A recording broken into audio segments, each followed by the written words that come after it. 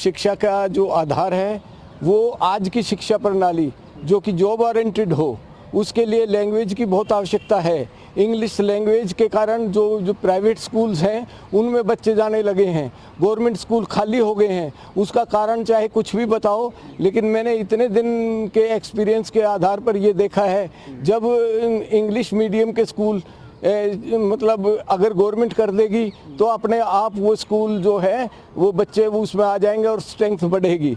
और अच्छी स्टडी की उसका इंफ्रास्ट्रक्चर बनाएं, उनका देखभाल जो अच्छे स्कूलों के आधारशिला बनाएं और उनमें मतलब टेक्निकल एजुकेशन भी हो, जॉब ओरिएंटेड भी हो, और जो मतलब जिससे मतलब आने वाली पीढ़ी का कल्याण हो, इस प्रकार के मॉरल एजुकेशन की बहुत आवश्यकता है।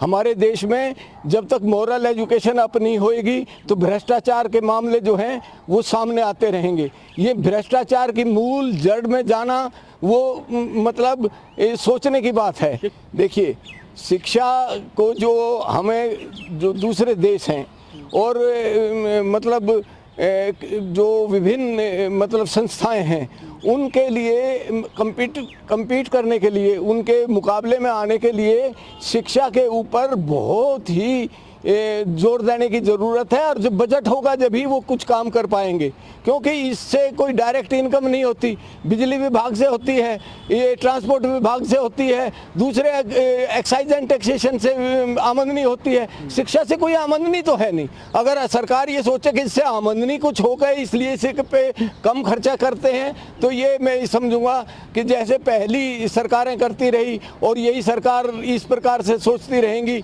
तो शिक्षा का जो एक मूल जो ढांचा जो हमने सपने सोचे थे, गांधी जी ने जो मतलब एक भारत के स्वतंत्र की कल्पना की थी, वो बगैर शिक्षा की उन्नति के हमारा आधार जो है वो उन्नत नहीं होगा।